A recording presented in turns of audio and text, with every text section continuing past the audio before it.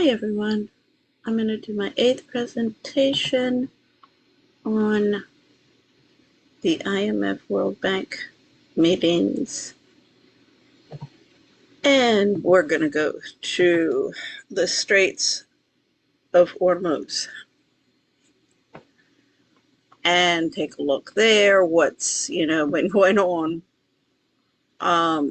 in terms of the Sustainable Development Goals. They've been talking about that stuff for a long time, and I've been telling everybody in the international development community, your Sustainable Development Goals are going to create the same income inequality and the same problems that the Reaganomics trickle-down has, for the exact same reason.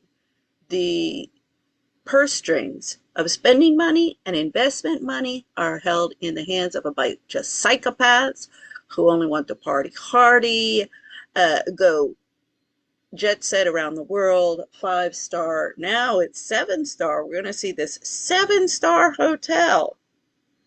I mean, all of these overpriced bullshit hotels and restaurants are just out of control. And then we're screaming that there's not enough money for infrastructure, for education, for health care, for the necessities. I mean, it's been out of control. And I mean, the people in the IMF and the World Bank are just as entitled, psychopathic, and pretentious as everybody else in Washington. Often worse. I mean, I'll tell you, they just, when Trump promised to drain the swamp, it wasn't just Capitol Hill and all of the federal agencies that needed to be drained of all of the con artists and seat warmers. And I told the security guards in the building where I work, we've got the Federal Reserve upstairs. I told them, anybody who is honest, hardworking, and with a brain, they either give you a seat warming job or a feet warming job, or they want you living in a tent on the streets, homeless. And she laughed. She said, "Yeah, we got the feet warming jobs." I'm like, God, don't you get bored just standing there? And they're like, yeah. And I mean, the case study I'm doing of the donut shop where I'm working now, I mean, it's like I keep on saying, does this guy have a sugar daddy? Or in his case, he's married, it's a couple. I'm like, well, like, does he not want to make money? What's his deal? I mean, it's ludicrous. He has really good, I have to admit, he has good donuts, and I never push sugar on anyone. I'm like, we got to get off sugar. And, I don't eat sweets, really. I do like chocolate. Anyway, really good product. We went over the donuts at the beginning of the presentations. The economist talking about donuts and an economy. And I said, yeah, come on over and let's continue the discussion on running a business that sells donuts. And bankruptcy building, how to do bankruptcy building 101. Let's call it that. I do have some videos you can see on the live streams. My live streams, I do that the day I finally get all of this into a case study for the business community or for the courts, because there's a lot of the labor rights violations going on that I want to challenge. In fact, what's ludicrous is that when I worked at the IMF it was particularly ICD, but the entire time everybody complained to me about the bullying, the mismanagement, and they kept on coming to me because they knew I'm challenging it. And I'm like, yeah. I'm watching. I'm noting. Don't you worry. They had me in seat warming jobs. The girls, the secretaries, were so afraid that the economists would see that I knew what I was doing and I was competent. They just had I was a temp, I was a floater, and I was, when they had extra things to do, they'd give it to me. And so often I'd be sitting in an empty office with a computer. I was like, if I wasn't working on good governance, at that time it was mainly focused. I was still working on family court reform, investigating that, active within the all of the different activists and victims turned advocates, and that just, nobody will work together. It's the same thing, and they what pisses me off is they're following the lead of having conferences and wanting to get up on podiums and publish books, and I'm like, you guys, you flooded the market with books. Yeah, all of the evidence is there, but if nobody gives a shit, or nobody has enough brains to put all the pieces together, what good does it do? Everybody's just screaming and yelling. I mean, I'll go to some of these think tanks, their conferences and panel discussion things, and I'll stand up at the Q&A and do the same stuff that Charlie Kirk did at the universities and say, excuse me, but you're off, I love it when I talk about the feminist movement, the damage that the feminists have done, and nobody knows what I'm talking about. What? That's women's rights. They're advancing women's rights. They're upholding women's rights. Like, no, they're not. They're completely eroding women's rights and destroying them with the home, family, and community. And in fact, when you look at all the evidence, not rumors, not propaganda of a bunch of power-hungry feminists, you can look at in their own literature. Okay, the UN report, in-depth study on all forms of violence against women, clearly states whereas it is 90% of men who are perpetrators of sexual and physical abuse, it is women who maintain that through customs, norms, socialization of their children. They are also the principles in human trafficking. Now we see that all over the frickin' place. We got human trafficking all over the place, but also when you'll listen to the Green Berets, the military coming back from the Middle East, and they say that they're told by their superiors that if they see a child, a young boy, being sexually assaulted by a man, they're not supposed to do anything. They're not to intervene because that's cultural stuff. No, that stuff, we've been enabling the pedophiles in the West as well, and that's bullshit coming from the feminists. How can you say no, you're for women's rights, you're for children's rights, yet, oh no, if you see this happening, you're just supposed to stand down? It's crazy. Absolutely ludicrous. It's because, and in fact, the religious groups that are rising to power are the ones who are calling out the jihadists, are the ones calling out and saying we got to protect our women and children. See, this whole thing, this whole propaganda that Muslims or Arabs are evil and their religion is evil, it's no more so true than anybody else in the world and their religions. It's used for good and for evil. And it just depends on how civilized. I'm not talking about five-star hotels and hanging out and pretending to be civilized by surrounding yourself with a bunch of luxury. It means how you treat other people and your laws and your rules and how you govern your people and how you treat everybody. And in particular, not a bunch of prima donnas with everybody running around kissing their ass because they got a lot of money. And eventually the system falls apart. It always does, and you're going to end up in a revolution. We saw that with Nate from Valhalla, the last one. Okay, so let's listen to their extremely, extremely interesting conversations. Hold on.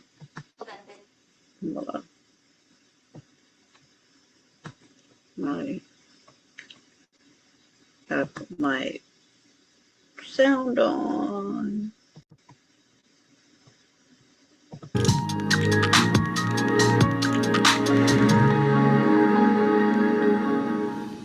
I'm Andrea Shalal with Reuters. We're here today to discuss some important and timely research done by the International Monetary Fund looking at the macroeconomics of conflicts and recovery and the impact of increased defense spending. This work analyzes data from 164 countries since 1946 and will be featured in the upcoming World Economic Outlook, which will be released in its entirety next week.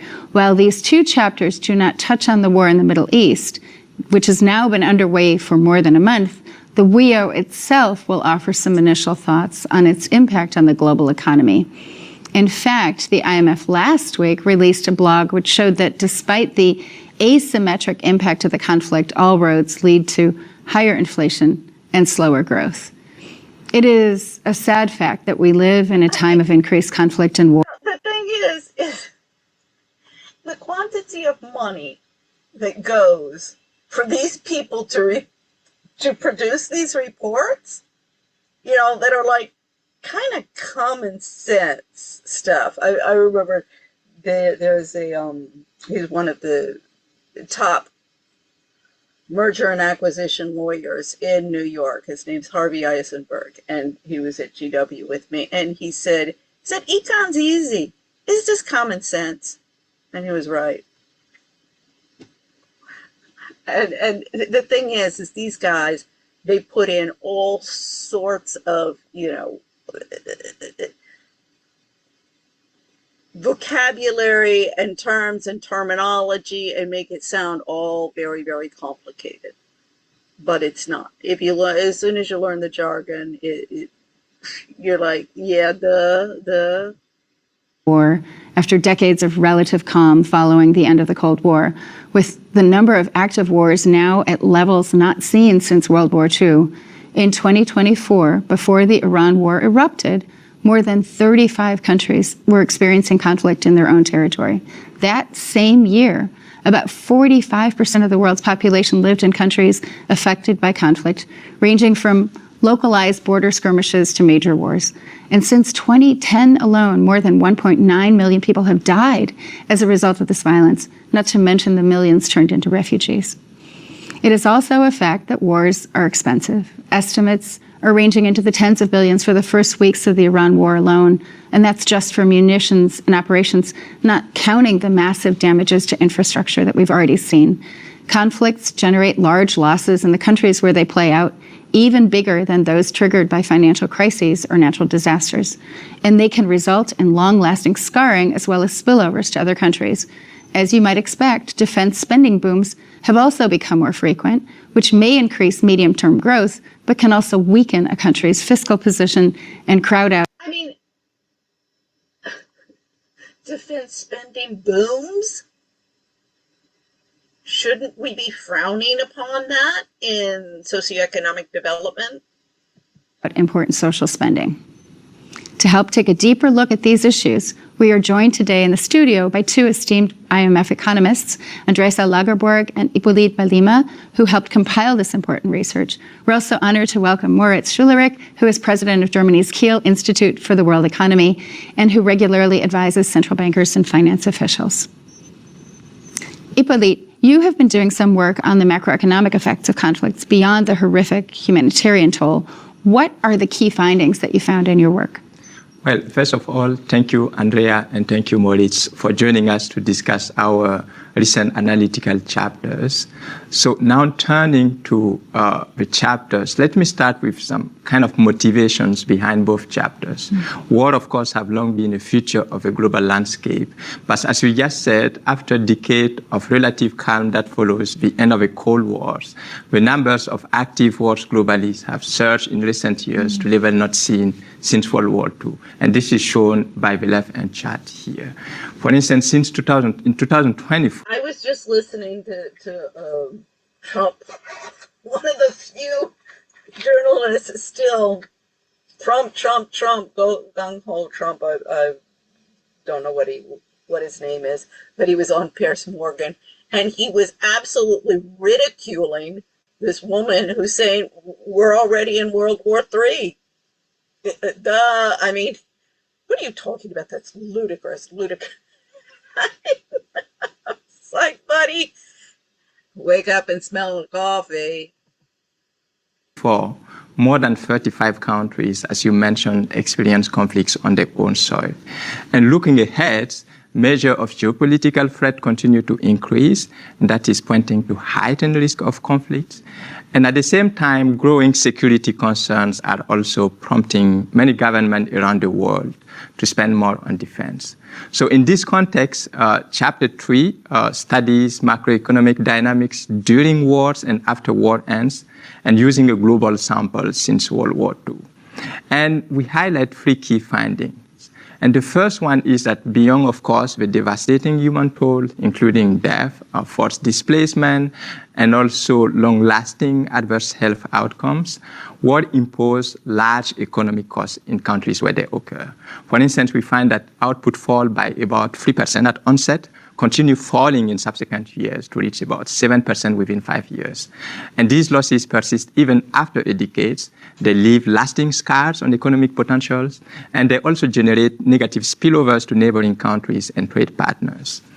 So it begs the question why the IMF, World Bank, and UN, and the entire development community are supporting this paradigm and advocating and even training that this is what we'll see later on with the Institute for Capacity Development, the IMF. They're even, this is how the Americans do it. This is the role model you're supposed to follow. Importantly, in our studies, we compare these output losses to those from other shocks, and we typically find that the output loss from wars exceed those associated with financial crises like banking, currency, or debt crisis, or even severe natural disaster.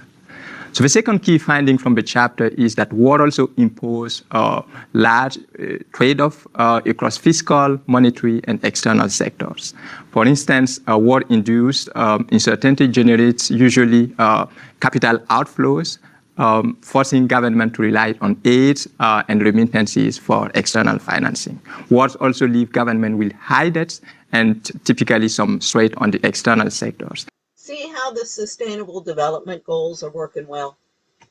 Government tend to respond by introducing, for instance, capital controls and also tightening monetary policy to contain the shock.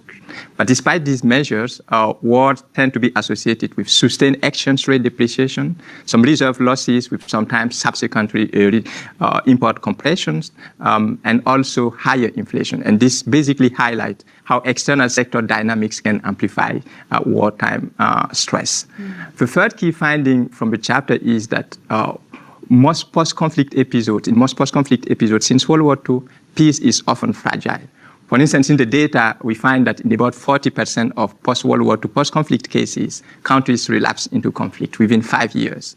And recoveries from post-conflict are also typically slow, uneven, and depend on the durability of peace. For instance, in cases where countries relapse into conflict, the recovery very frequently stall.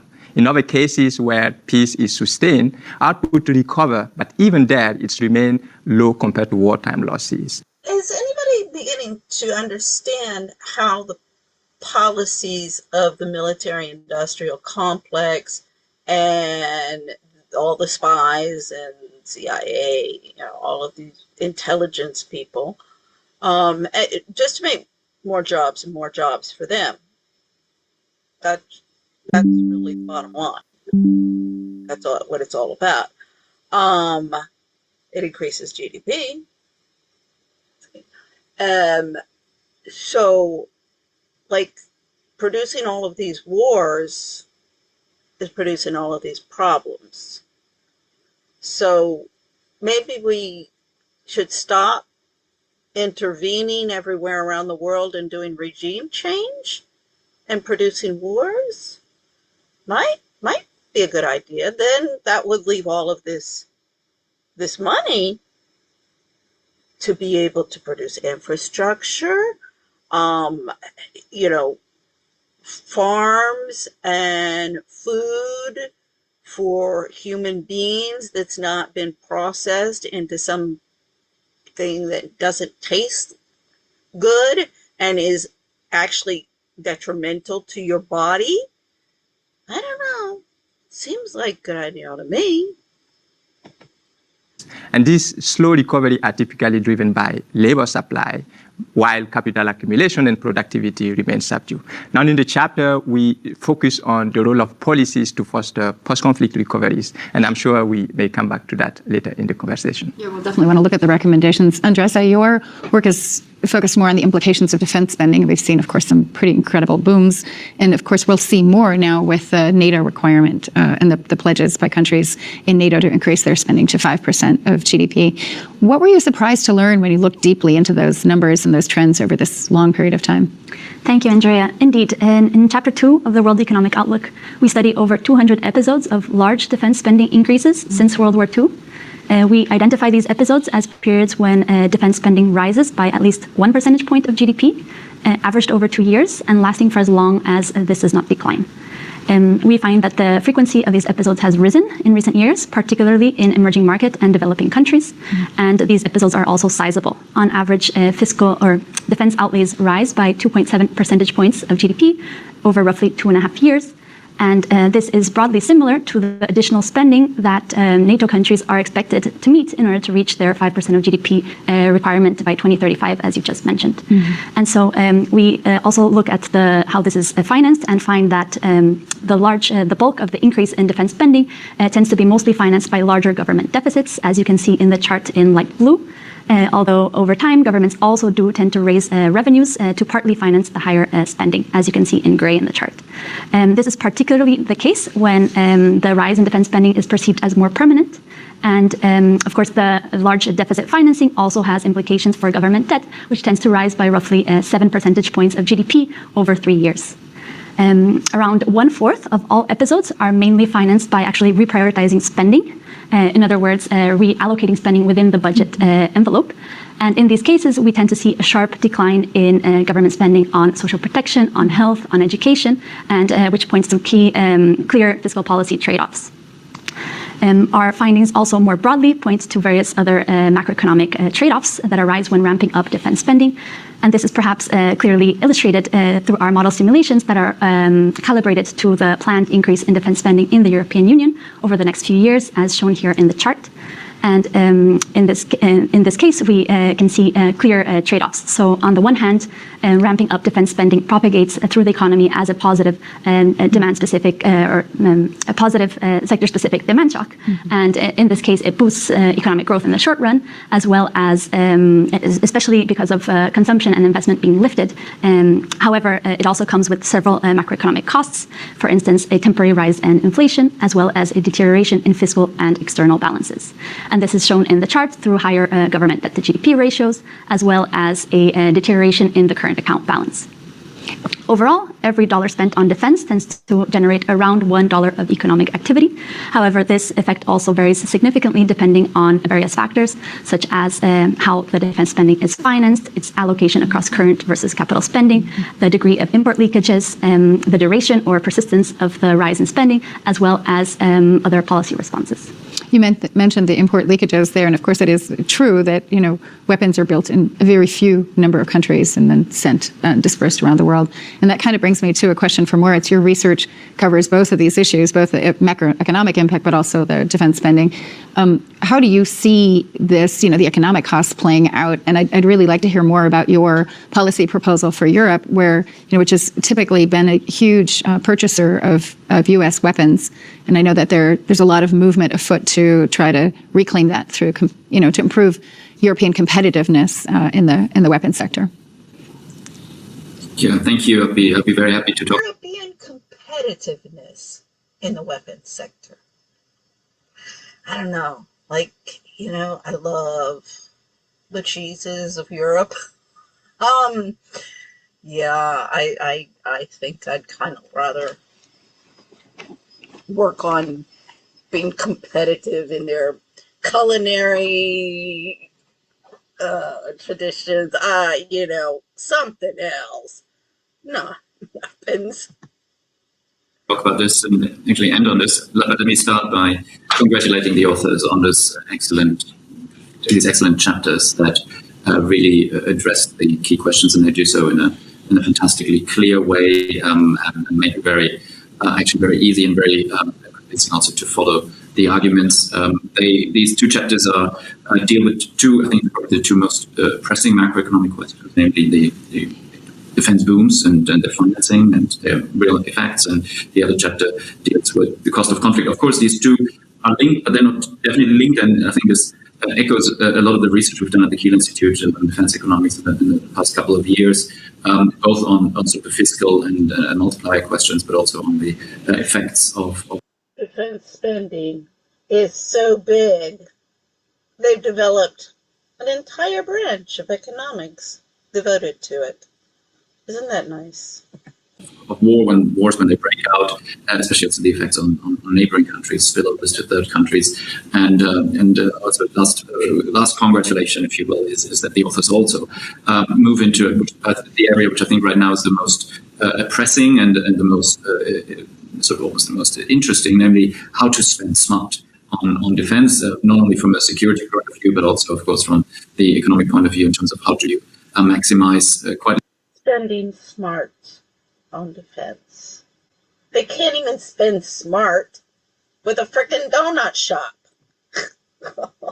Literally, in this case, paying for buck and generate the spillovers, the technological spillovers that are important. So I think procurement, contract design, the industrial organization of the defense industry, these are three very important areas that we know far too little about and have to really ramp up research to understand what's happening in the world around us. If we want it or not, you've mentioned this in the introduction, where clearly most countries, I hope, are doing this defense ramp up in order to avoid wars, to build the necessary posture in terms of deterrence, so that we don't have to incur these horrible human, but then also economic and social costs of war. So these horrible human and social costs of wars.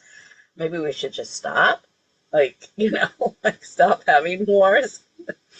Oh, and this, spending well. I'm like, oh my God. One of my jokes with, apart from the donut shop, I also work at the carryout of the Spanish restaurant in International Square as a cashier. And this is they stuck me near the grill, the hot. One of the guys in the kitchen, they're token black. He said, "Oh, they want to get you to quit by firing, stick you in the fire." But anyway, sometimes I tell them, because requisition, you have to requisition and ask for all sorts of supplies. I don't know how many times this is, gets into efficiency. I mean, the United States used to be the most efficient country, and we were tops in customer service in the world. I tell people now we're just as bad as everybody else. And they laugh, and it's not funny. But they'll come, and I'm like, you remember the TV series MASH? I feel like Jamie Farr. And having to negotiate, in the black market, he was always, had to Jamie Farr, whatever you wanted, champagne and caviar. Okay, sure, he could get it on the black market in the army, but it was so poorly run that the only person can get anything done is the person who has connections in the black market. And I'm like, no, I ordered this, I ordered that, I put in the requisition 5 times now. It's as bad in the private sector as the public sector. And the public sector of the warmongers and the government, the military stuff. Now, I'm not in it, not defund the military. No, we want a strong military. We do have a very good military, is my understanding. I really don't know many military people or any military people. But you know, that's fine. But we got to stop the wars, and it's got to be more of a defensive military that's respected and trusted instead of feared and despised by even the Americans more and more. So there's a linkage between the two, and I just want to stress that. There is also a linkage in the sense that if you think about defense spending booms as a way to deter and to avoid wars, because your strength allows you to deter a potential aggressor, then you can think of them as an insurance against very high cost of wars being fought, the costs that are analyzed in the chapter. So let me finish. Let me come to Europe and our policy proposal, which I've worked jointly on with Ellen Ray and Philip Hildebrand, which brings, I think, quite nicely ties these points together. Even you don't have to agree, or you can agree and disagree, obviously, but it makes the point that it is economically sensible to do what we've just heard, to go to finance defense ramp-ups in the short run with additional debt, with deficits, for the very simple reason that you don't want to save for a long. With additional debt, we're going to finance our wars. Stop having wars.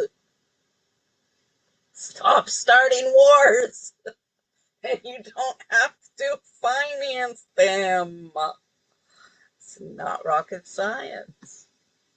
Time to build up the deterrence. You want to deter quickly, and you want to have that insurance that's offered by having a strong defense sector. You want to have it very quickly. At least that's the European perspective, which I probably feel most comfortable talking about. So from a European perspective, it makes a lot of sense in this different environment to do it quickly, and to do it quickly, you don't want to start safe, or you don't want to get into very complicated trade-offs between, as it's often called, between guns and butter, because if you need to make room for defense spending in your budget, one option is to cut elsewhere. I said, I use the example of cheese, but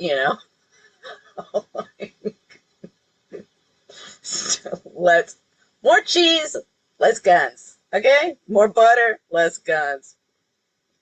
And I think in the medium term, there won't be a way around this. We have to finance this core function of the state to provide security from regular tax revenue. But in the short run, it makes a lot of sense economically to front-load the expenditure, to front-load the security and investments, and use and smooth the shock through borrowing.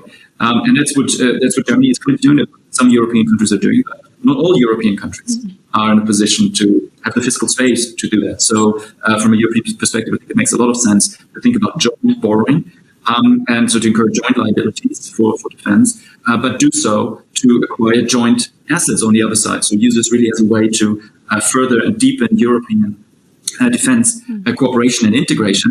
And that is particularly important. Further deepen defense integration and cooperation in Europe. I have been telling the Europeans since I moved there in the 70s. I was 14, so I didn't really have much discussion. I was more like listening. But as an adult, I have been telling Europeans, look, the European Union, you guys, this is the same type of structure we got going on with the Republic in the United States.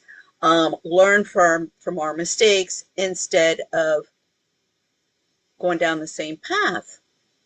Oh, I'm a stupid bimbo housewife. What do I know? Trad wife. Yeah, well, I do know a thing or two. Guess what?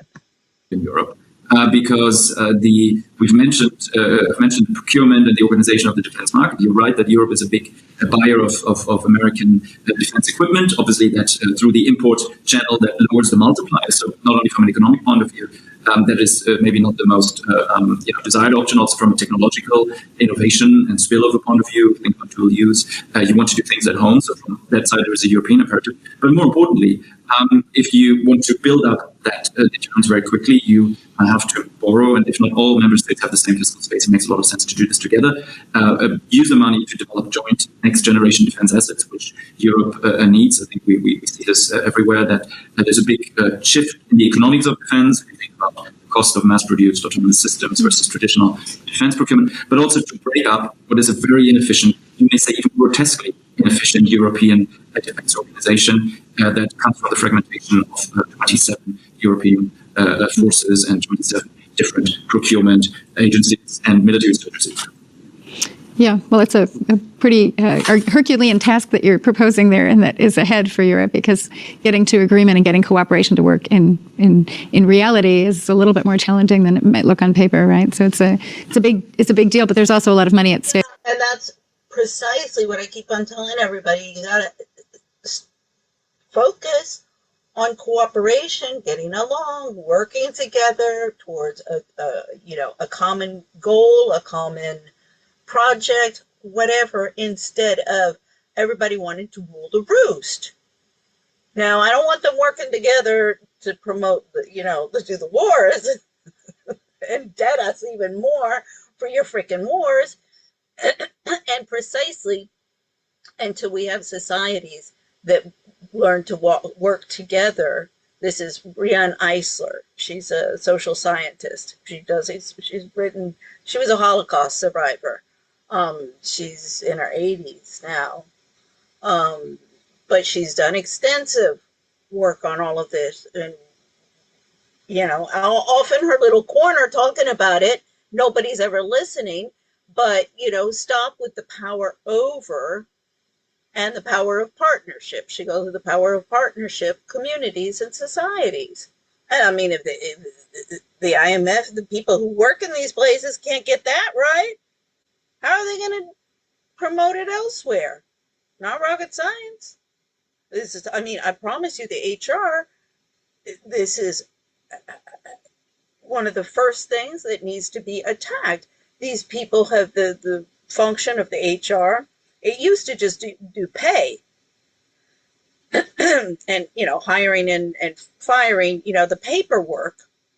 But most of jobs were usually like connections, word of mouth, or, recommendations. And when I was in the workplace, it was recommendations, and it was always men, and it was because I was competent, and it wasn't because I was sleeping with any of them. It's because with the women and run with HR, and that has been predominantly women, and all of these freaking women managers, we have an escalation, a huge problem of sexual harassment in the workplace. But the problem is, I keep on pointing out, you either have the option of brown nosing the women and selling your soul that way, or they're sleeping with the boss, the men. Well, somebody. It doesn't even have to be the boss these days. But it's absolutely rampant everywhere, public and private sector.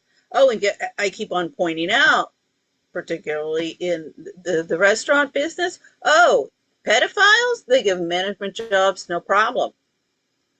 An opting in homemaker, oh, she's the devil incarnate, and you bet you're gonna stick her in the kitchen. Minimum wage job in the kitchen, try and get her to quit. So, and I've already gone over, but I keep on pulling that out. It's the article. I won't read it, but it's how homemakers help the economy. basically what it says is, yeah, the economists, they say moving women full force into the workplace will increase your GDP by 30%. However, those jobs were previously done by homemakers, wives, or daughters, family members for free. And now they're being, turned into paid jobs, which are taxed with income tax. So it's just to put more money into the government coffers. In fact, before the U.S. federal income tax was installed in 1913, just in time for World War I. So, this more wars, more spending, more debt, it's got to stop. And work together. Nobody works together. And I mean, in every place I work, the bullying is so bad. You get these little terrorist cells, and they are terrorist cells. They get together. I'll tell you, little girl I work with, she just turned 21. I mean, every time I see her, thank God we don't actually work together. We work different shifts, so I don't have to. I just see her in passing. But I'll tell you, every time when she gives me attitude, because she wants to do inventory, she wants to do the ordering, fine. It's this power and control bullshit. Fine. I got no problem with that. But then I don't want every Saturday I have no coffee. And then again on Monday, because of the wars, it's not going to get ordered either. And then give me attitude to boot. I want to slap her across the face. I do not advocate violence, but this is my point being, and the only people I've ever been violent against was my siblings when I was little. Well, my sisters. Yeah, so that's not appropriate, and of course I wouldn't do it because then I get fired. But and this is what is pissing people off. Apart from not having jobs, not being able to pay their bills. That's what good governance is about, not starting wars. Jake, so hopefully the motivations will be greater, right? I think so. So the feedback we got was quite interesting, if I may say so. We got feedback from typical German position is be very skeptical with respect to joint liabilities in Europe. So very skeptical of Eurobonds and common financing, and that's we know that position. But there was also skepticism, this part more on the French side, to have joint assets. So one side is opposed to joint liabilities, the other is opposed to joint assets. Maybe our proposal, which basically is that Europe, France, Germany, and the other European countries should team up and develop next generation defense together, because it's been proved very difficult to do sort of the legacy systems to do that together. But at least for the next generation, for the space capabilities, for the communications and all of this, the autonomous systems, the AI, the military cloud, Europe should not. Next generation of 1%ers and their Nepo babies. Oh, great. Oh, military cloud. Replicate the mistakes of the past. So our proposal met with equal resistance. Some countries don't like joint liabilities, others don't like joint assets. For me, that's a sign that we're hitting in the right spot.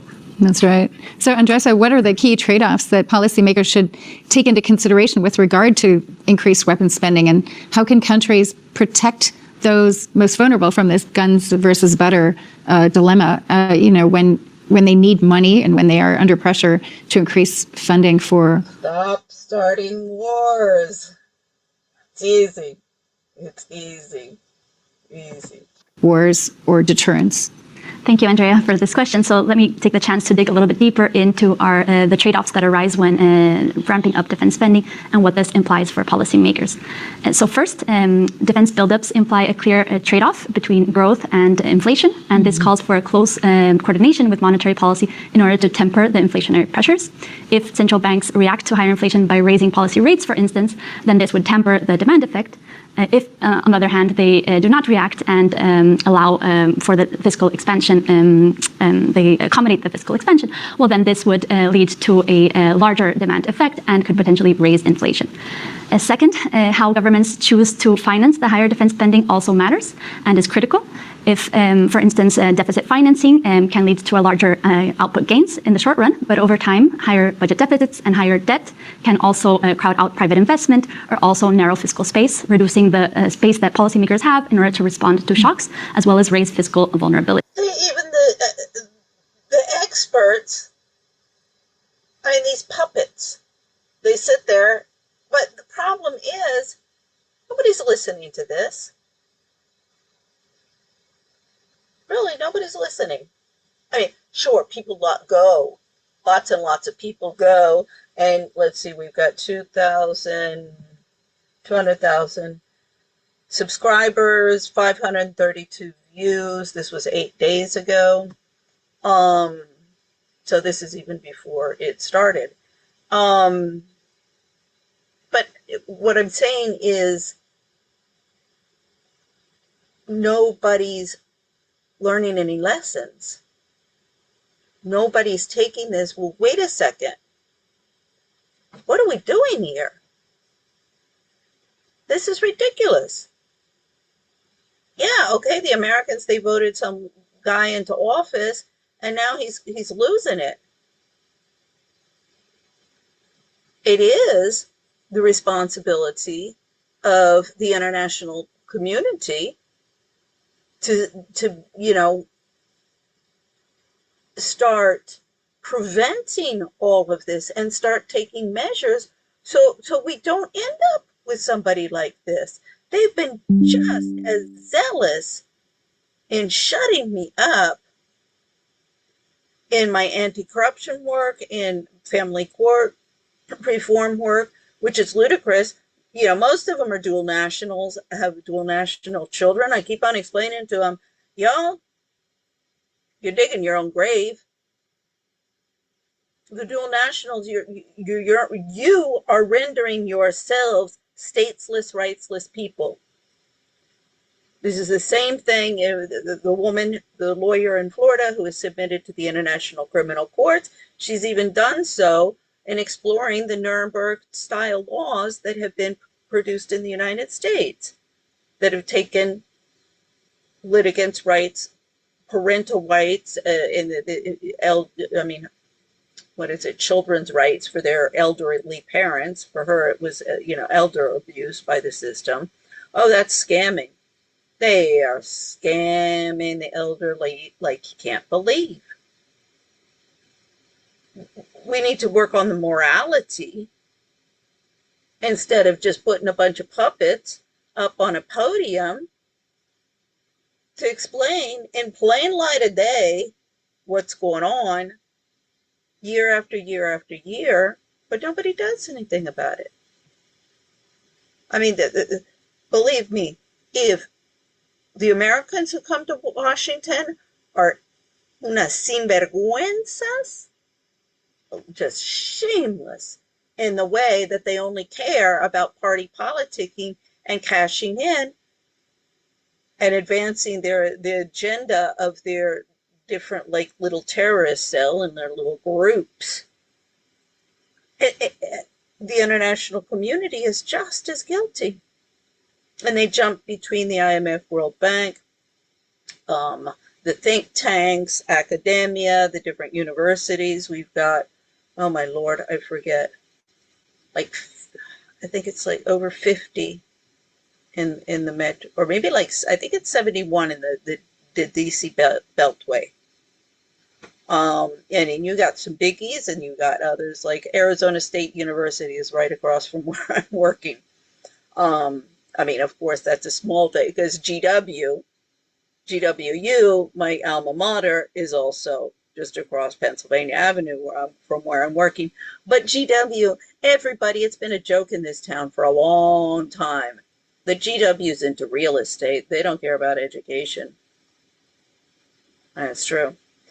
I got lawsuits against all sorts of departments over there. International economics is one of them. they're the ones who are training all of these puppets. On the other hand, if the financing is mostly coming from either lowering other spending or raising revenues, as should be done when the defense spending increase is more permanent, then this would temper the fiscal vulnerabilities, would prevent them from building up, but on the other hand, entail other costs. For instance, raising tax revenues would dampen the demand effect again, or lowering spending, such as on social spending or other public priorities, could also have long-run adverse effects, for instance, on social or distributional outcomes.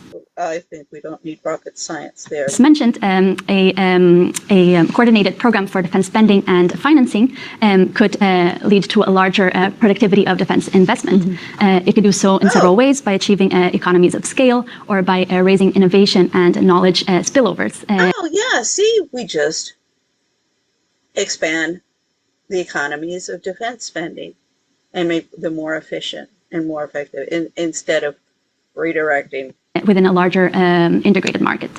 It could also reduce the import content of defense spending and lower borrowing costs associated with the financing the spending. And our simulations actually show that such a scenario would lead to a larger aggregate output boost, a smaller increase in government debt, but with a risk of slightly higher inflation pressures. So what you're saying to policymakers is be very careful how you structure this. Don't think about the consequences. And I think you're saying to the central bankers, don't get too excited about shorter increases in inflation. That's part of the bargain, right? Yeah. Indeed, like the way that defense spending is implemented. So bargain to put more in defense spending and more in wars rather than in butter. As I say, I prefer cheese than butter. The way that it's financed, the composition, and the other policies that are put in place, for instance, the monetary policy, all of these are very important to determining the macroeconomic impacts and trade-offs that this implies. Moritz, I just want to come back to you for a quick second, because you were talking about how these decisions are made. The thing is that when wars start, those decisions have to be made very quickly. There's not an awful lot of time for the thinking and the coordination that you're able to do with hindsight. So do you think that European, and Europe is always a particular challenge because the European Union is a large amalgam of many different countries with different priorities. Is it even possible for policymakers to give this thought and to do this coordination that you're recommending? Look, it is a challenge, and it's a particular challenge, as you say, in a construction like the European Union that has a lot of voices and a lot of decision makers at the table. Europe will have to find ways. I mean, there is right now obviously a defense setup that allows for more coordinated action in the pure defense field. But I think the challenge now, and again, happy to. This is also why when we saw it with Spanian when he visited. Maybe I didn't know. I didn't. Yeah, I did show Spanian visiting Brussels, and I saw him visiting Paris. If I didn't, I will. But Spanian, he visited Brussels, and I mean, it was horrific. You had the European Union buildings next to this absolute squalor and poverty. Beautiful Brussels. And this is precisely exactly what the Americans concentrate, power within the federal government. This is what we've been doing, basically. Well, I mean, we can go back to the Civil War, but okay, let's just say since the 50s. And they're doing it the same thing, concentrating, power in the Brussels European Union, the headquarters. And it's not being done. I mean, we've already seen in Europe, and we'll continue to look at that in Europe, in a sustainable or, democratic or even humane way. And it's just concentrated wealth into the hands of a bunch of narcissistic prima donnas and pedophiles. To underline what's been said is to think about the industrial underpinnings of that and the capacity expansion to increase production capacity in the defense industry. I think is a particular challenge. We've talked about the economies of scale. Europe is lacking those. And if you look at some of the sort of key statistics, and for how the European defense industry is set up and how production capacities are set up, those trade-offs that we've just heard about between the sort of the growth impact and the inflation impact become very acute. Obviously, you would love to have, in a situation like this, you would love to have spare capacity, so additional additional money going into the sector does not lead to big price pressures. Absent those, you want to quickly increase production, you want more investment, you want to increase production capacity, and not just end up with high prices. Let me just give you one example that really underlines the challenges that particularly Europe is facing on the fragmentation of the defense industry. I mean, the numbers, one of the statistics that people like to look at, the United States have one main battle tank, so one tank that is used in U.S. armed forces. In Europe, the armed forces of the different European nations operate 14 different battle tanks. The U.S. has 4 types of submarines. Europe has 16 types of submarines, et cetera, et cetera. You could go through all the different systems and you would find that fragmentation. And fragmentation means we don't realize the economies of scale. We arguably also don't get all the sort of the maximum effect of joint spending on research and development. And so I think here the challenges for Europe are particularly large, but challenges are great because economists can really help. And it's a field that... That's the problem. See, I have been very pro-European Union from the beginning, particularly when the euro came in. We were constantly going Spain, France, and Belgium, and I was constantly, changing money and calculating different prices. So I was like, thank you when they brought in the euro, but it's not just that. And precisely, see what he's saying? It's all over the place with Europe. Oh no, so let's make this more efficient. Okay, I wouldn't be against that if it wasn't in order to increase oppression of your own people, as well as wars and refugees and blood and crimes against humanity and genocides around the world. I must say that us as economists have not studied very closely for a long time. Defense economics is not, the field that we spend particularly a lot of resources on, but it is becoming extremely important because in no area our government's putting much additional money into the economy right now, so we can understand it much better than we do. And just to give you one example, I think economists can be extremely useful is the whole area of market design, contract design, because you're talking typically about a situation where there's only one buyer. It's not a big market, which contract design. They're going to start contracting, subcontracting like we do in the United States for the military in order to, human rights violations, yeah, but see, they're not really government agencies. They're not really government employees. They're contracted. So we're not responsible for the raping and pillaging that they do. These mercenaries. Let's call them what they are. They're mercenaries. Different players on the demand side. And on the supply side, on the product use side, it's typically an oligopolistic situation in many industries. We have a very different setup from the setup that we usually face in sort of standard economic and market design problems. And one idea we've been, for example, putting out recently or emphasizing is the idea of planning for capacity and contracting, procuring capacity instead of just procuring defense equipment, because what's needed is an expansion of the capacity that economies have to produce these goods. And we've learned a lot of things, for example, in the pandemic, how we can quickly, through contract design, through smart mechanisms, increase the efficiency of that spending.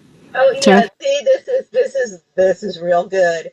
They're going to use the same lessons learned and formula of how they responded to COVID in order to, concentrate power in government and take away rights of the people.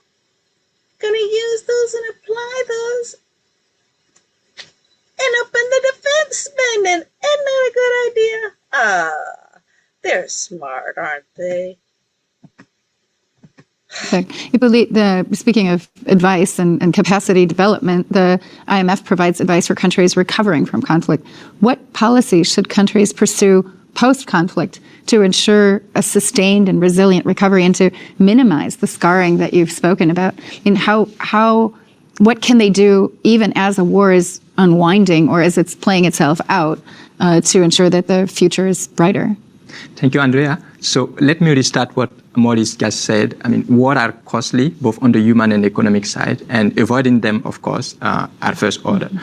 Now, in the chapter, we look at how can economies can rebuild better after war ends, and using a range of analytical tools, including historical empirical analysis, case studies from successful recovery countries, and also a model framework that kind of allows us to methodology. Three key findings from the chapter.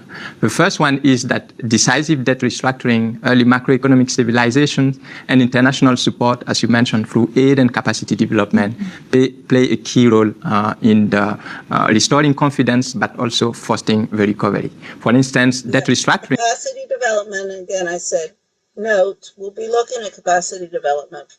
Things are typically key to help in some way restore fiscal sustainability, and that can kind of pave a way for macroeconomic stabilizations, given that in many post-conflict settings, for instance, countries end up with high debts. So now, how do countries achieve macroeconomic stabilization in practice? There we find that in most cases, stabilization is achieved through a combination of rapid restoration of the supply side of the economy once the war has ended, some kind of credible nominal anchor on the monetary policy sides, and also some fiscal adjustment, often backed by IMF support program.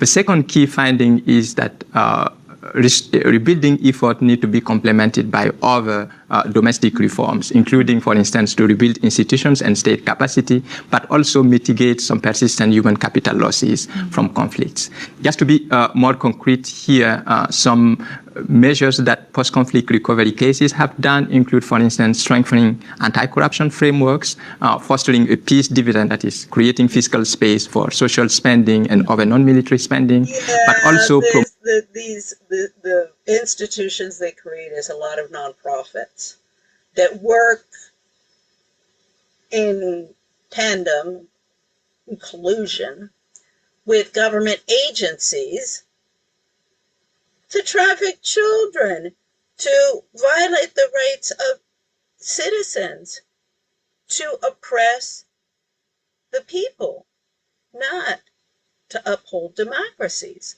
I mean, we have the case study of the United States. I've been looking at that for since I've been back 18 years now. They took my kids. I mean,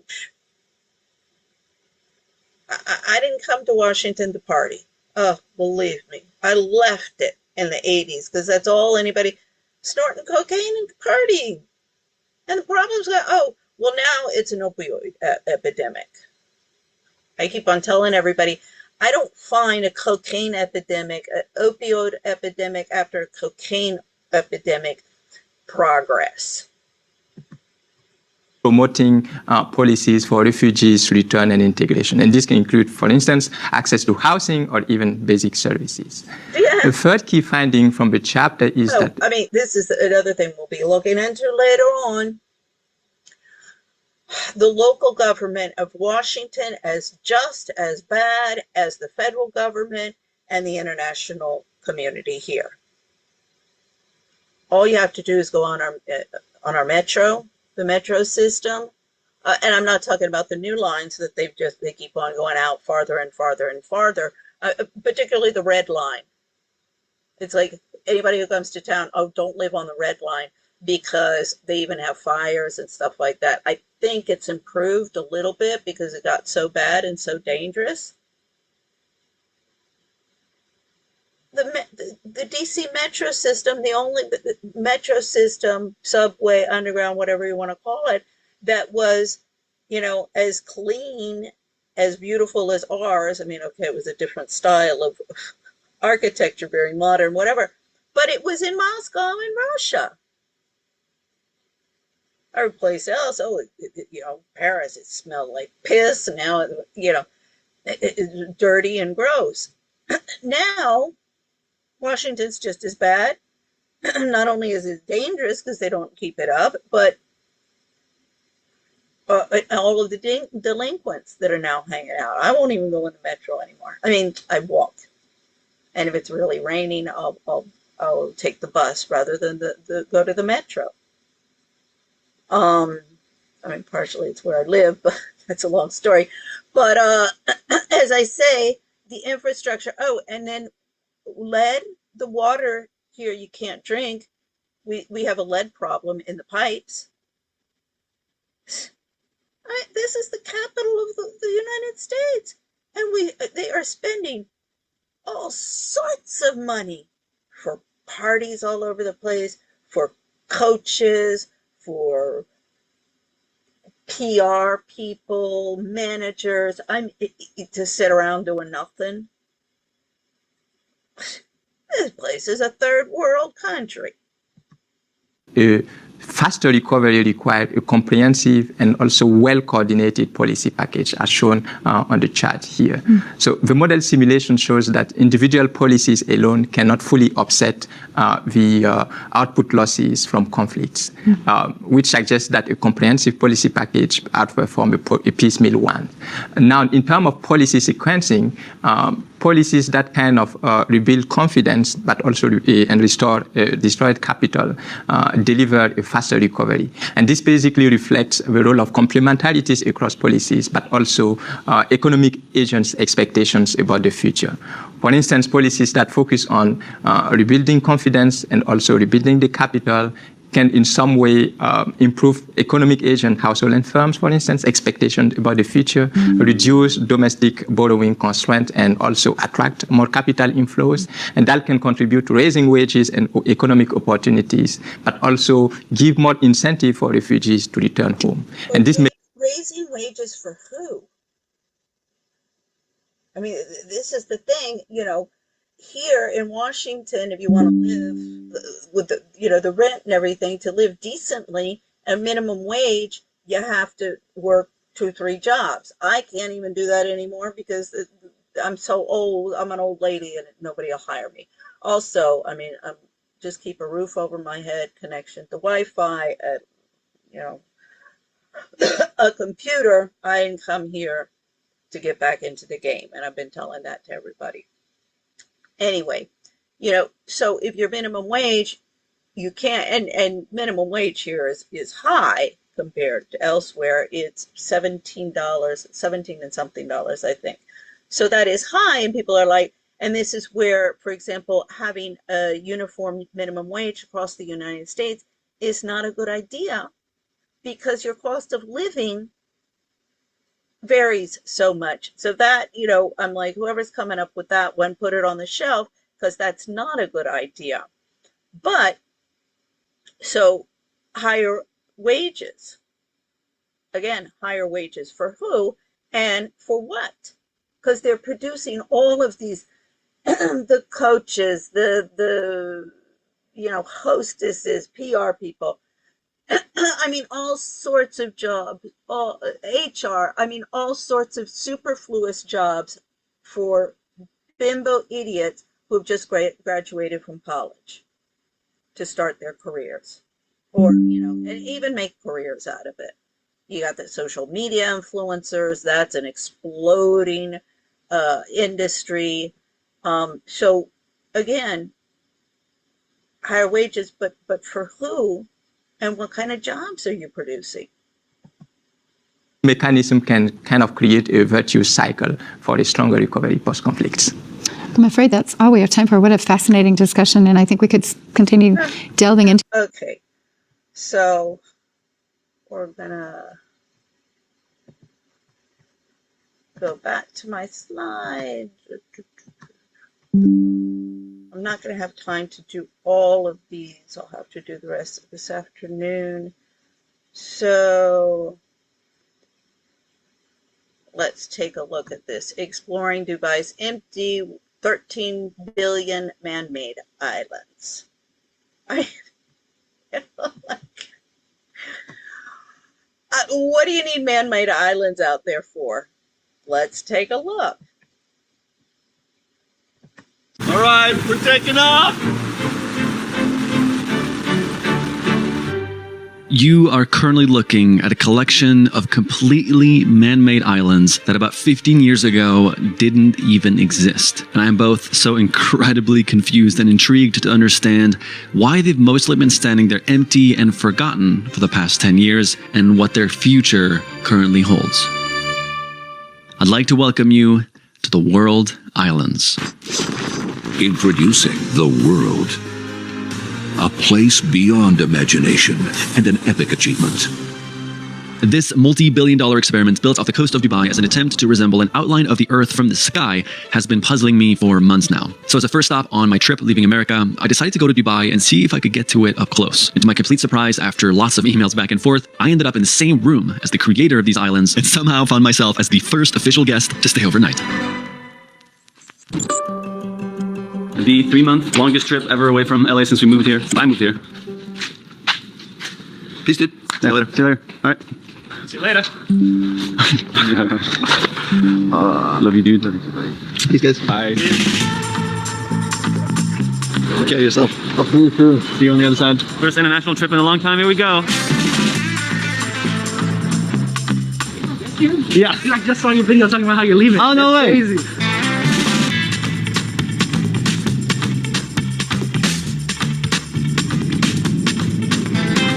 Welcome to Dubai Airport. It's 1 a.m., finally arriving.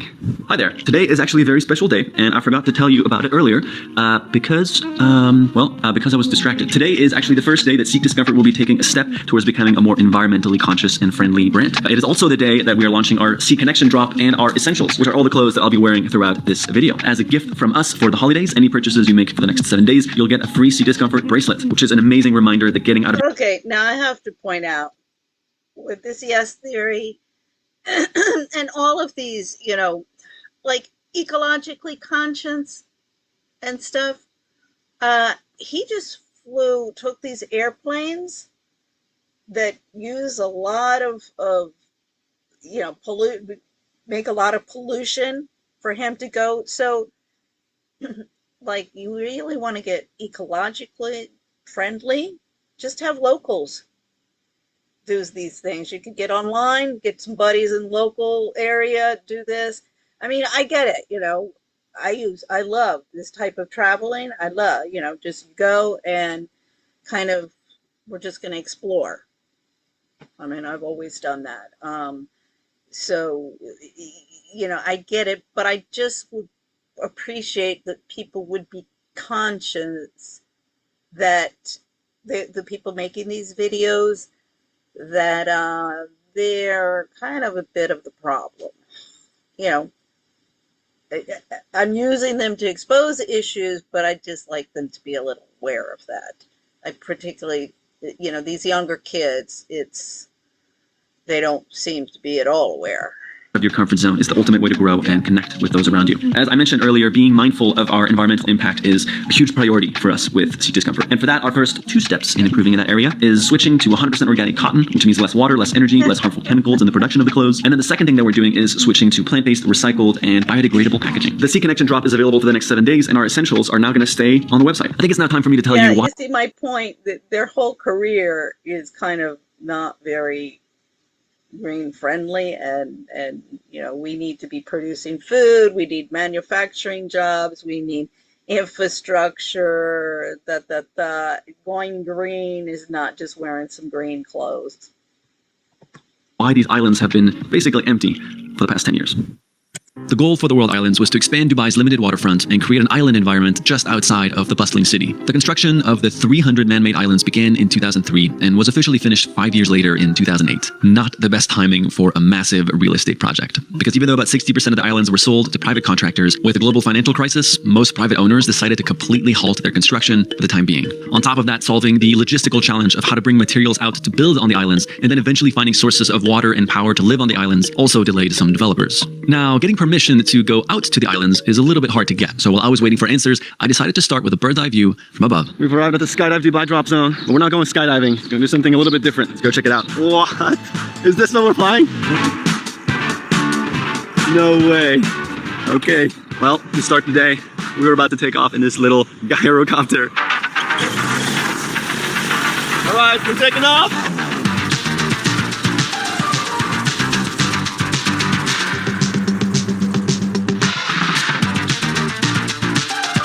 I don't know if anybody remembers the Jetsons cartoon.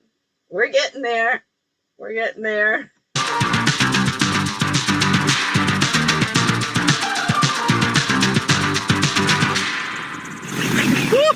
That was freaking awesome. Makes me even more excited to go out there today. After doing some digging, I found that there is only one island currently open to the public, Lebanon Island. Opened about 8 years ago as a day party venue, it seemed like my best option for now to actually get onto the islands. These girls in bikinis on the beach, and this is Dubai. How much money was wasted? Well, thank you, $13 million. Excuse me, $13 billion. This is ludicrous. This is insanity. This is about to be really interesting. Hello.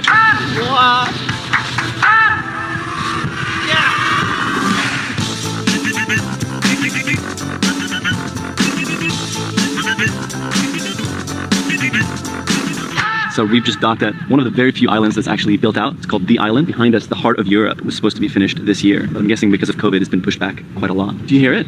The heart of Europe in Dubai. Thank you so much.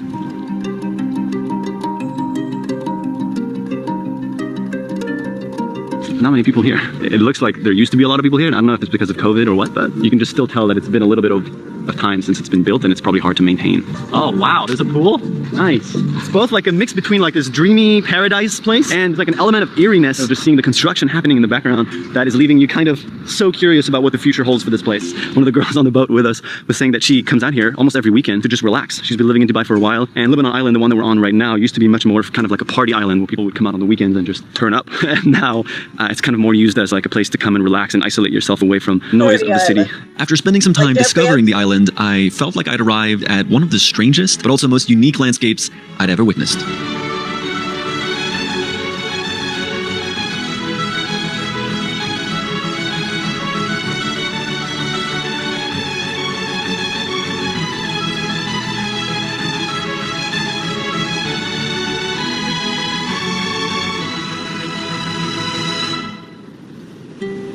Our trip to Lebanon Island was an interesting first glimpse, but didn't give me a whole lot of answers when it came to the future of the world islands as a whole. After extensively brainstorming with our friends from Visit Dubai to get some answers, I was eventually invited to one of the restricted private islands currently under construction, Coronation Island, part of South America. I was told I would not only be able to meet with the creator of the world islands, but they also told me that they'd be interested in letting me be the very first guest to actually stay overnight on this brand new island. So I don't think anyone's really gotten access to this island yet. So you guys are probably going to be one of the first people to come here. Dude, cool. That's amazing.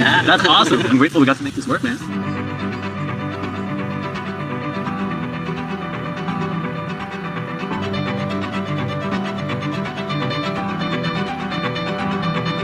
Well, looks like we've arrived. I had no idea that there were islands that were actually built out here, but looks like there are some villas. Okay, let's go explore.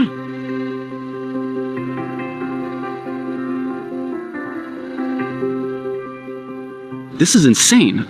What? Mohammed, this is way more built out than even Lebanon Island. I think they're waiting for it to get to a point where it's actually very much livable, right, before they get people to actually come and live here. This looks pretty livable to me. There's a pool. I thought coming out here would help me clarify things, but I'm just more confused now. What? This is like brand new. This room is incredible. This is what the rest of the island is. I'm very happy to stay here tonight. Okay, well, we have a tour from somebody who works on the properties here, and we're gonna go explore, I think, 3 of the villas that are built out.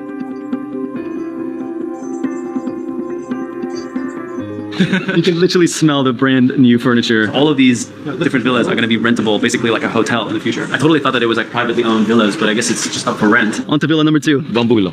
Bamboo villa. Yeah, see the design and everything. Yeah. Structure is bamboo by bamboo. Amazing. See the view inside. Oh, wow. Is there going to be anyone else here at night, or is it just me? Only him. Only the villa empty now. No, okay. Only you are the king. The first one you come. Yeah. Architecture, but you know. Well, this is probably the nicest one we've seen so far, at least from the outside. It's funny, you can still see there's like some construction material just on the floor, and then you turn around and it's just like a absolutely luxurious villa right here with its own pool. When I came out to Dubai to try to make a video about the world islands, I was not expecting to arrive at something that's this built out. I mean, look at this place. I was totally expecting to make a video about empty islands off the coast of Dubai, but looks like it's turning out to be a very different story. This is why I love traveling. This is why I love telling stories about unusual places, because it's never what you expect it to be. This is your favorite. We have here 4 bedrooms. You keep saying each one is your favorite. This is his favorite one until we get there. Yeah, exactly. Every new one, you're like, this is your favorite. Let's go. Going up to the second floor of this villa. This is the biggest one we've seen so far. Not bad. Yeah, that one? Yeah. That's the chairman's house. Okay. Yeah. Biggest one. How do they even bring all of the materials out here? Like, do you have to ship it by boat every day? Like weekly. Weekly? Must be so difficult to build here. Imagine you just bring a whole boat of things and then you realize you forgot the screwdriver. Send the boat back and we gotta go pick up the screwdriver. 630 villas are gonna be built on just this specific island. Only this one. Only this one. And then they have 10 other islands that are right now literally just plots of sand that they're gonna build out to look like this. Well, another plot twist in I'm this. sure most of the people of Dubai can't afford this. Little Europe, the heart of Europe. I'm sure a lot of this, this is the jet set. This is for the jet set. Story. We're going to interview the chairman right now, who built out this whole place, or who's in charge of it. This is so funny. We're waiting in his house. It's a really nice house. Great to meet you, Mr. Chairman. Thank you, nice to meet you. This is a beautiful property. Yes, we were the first people to build a proper hotel. Yeah. So hopefully in December we'll open. We try to do something organic. So when you're an island, you want to feel like an island. You want to sit inside and feel the bamboo, the feel. You don't want to feel as if you are in the city. So were you a part of also building the actual islands? Yes. I developed old islands. I developed the Palm Jumeirah. Then we developed this one, and then we developed Deira. So from 60 kilometers of beach in Dubai, we end up with 850 kilometers. Nobody ever built or reclaimed island the way we did. Nobody even tried. How do you protect the sand from going? Why do you need so many kilometers of beaches? What, so a bunch of rich and famous can go and hang out and sit on the beach? That's the socioeconomic development that the development community has been spending their money on. See, the Gaza, that was to just clear out demolition project. And how do you keep the water clear and circulating? So we started with 7 continents, and then we found that these continents are too big. Maybe we make them small, so we made them islands. The breakwater, that's the rocks that are protecting this area. So no matter how bad the sea, it doesn't affect us as much. You get water out shipped, or do you recycle it? Or no, we desalinate. Okay. So we desalinate water. That's amazing. So you don't have to ship that much water then? Nothing. Tell you, even the garbage, we convert it to gas. All the organic material, we don't ship it out. So the only thing we ship out is plastic, glass, and tin. Everything else here. So if it is cartons or paper, it will become a composite for the agriculture. And then all the food left over goes into the system. What comes out of the methane gas. So the methane gas, it goes to the special oven and they cook with it. Wow. So it reduced how much garbage I sent out of the island. And this has been done a year ago. So you're solving all the problems of like, That's a good experiment. what it's like to... Necessities, you have to find ways that are more cost-effective. I think it could have been done without spending $12 billion to do. Creative problem solving. Well, that was really cool. We learned a lot from the people developing this island, and we finished right on time for sunset. Whew. You're riding? Hey, yeah.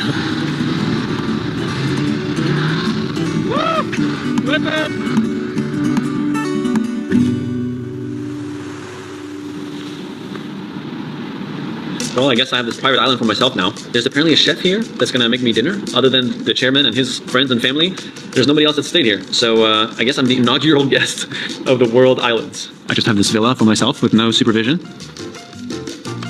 Dubai is known for luxury, and they've outdone themselves. This is the bougiest thing that I've ever done in my life, and I also have my personal pool. Wow, this is so extra. But I'm here for the experience, and gonna enjoy this place while I have it. You know when you're a kid and you fantasize about being on your own private island? I wasn't really actually expecting that it would happen one day. Wow, look at this. Thank you so much. The chef on the island just brought me food. Whoa, is this 2 hamburgers? A pizza? 2 hamburgers, a salad, and a pizza. Very happy.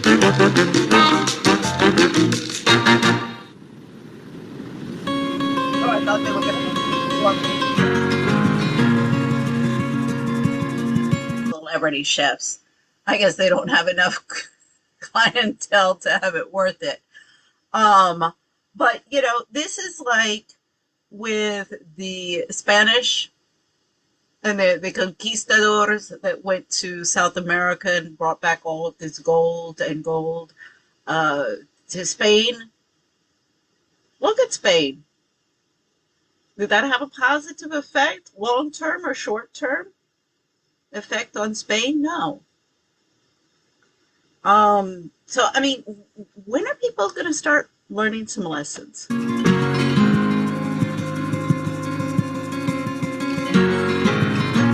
Thank you so much for watching. That wraps up my stay here in this beautiful villa in the World Islands. Remember to subscribe and check out the Seek Discomfort drop. Okay. So there they go selling their green merch wear. You know, I mean, as I say, I like how they do the yes theory. It is very spontaneous. You know, off the cuff traveling and things. Spanian, I think they do a little bit more organized for Spanian, and he knows where, let's just say he knows if he's going into a kind of seedy, not so safe situation where these guys, the yes theory, sometimes I'm like, you guys, okay, this is why I think you don't have any women working with you all, because this could get into situations where, you know, it just wouldn't be safe. I mean, not even safe for them, but particularly for a woman. I mean, this is a reality. I mean, this whole thing with the feminists of first, they're enabling and empowering pedophiles all over the world. But then, you know, they want to like totally put, you know, women are just innocent lambs. I mean, that's not totally true. You know, I mean, what was it? I just heard was it Trump? I think it was Trump or something, saying, yeah, well, you know, all of these women throwing themselves at me. And you say that to the feminists, the Me Tooers, or anybody, and says, what? No, you're blaming the victims? You're blaming the victims? I'm like, I keep on saying, come on. We have women all over the place. Megyn Kelly even said that after the Bombshell movie about her and Roger Ailes and the whole, you know, Me Too taking down of Roger Ailes, she said, well, anybody would sleep with the boss because they wanted to be on TV. I mean, first, I was horrified, and second, I was pissed off because I've been living in squalor because I'm not going to do that. I mean, and I may not be any spring chicken. I get that. But I'll tell you, with the market that they've got going on in Washington, D.C. Oh my Lord. I mean, the city is run by whores and pimps and pedophiles. What do you want? Okay, so I'll as I say, I had to get to work, so I'll go and feed these people from the IMF and the World Bank spring meetings. Although we haven't been busy, but this is the carry out.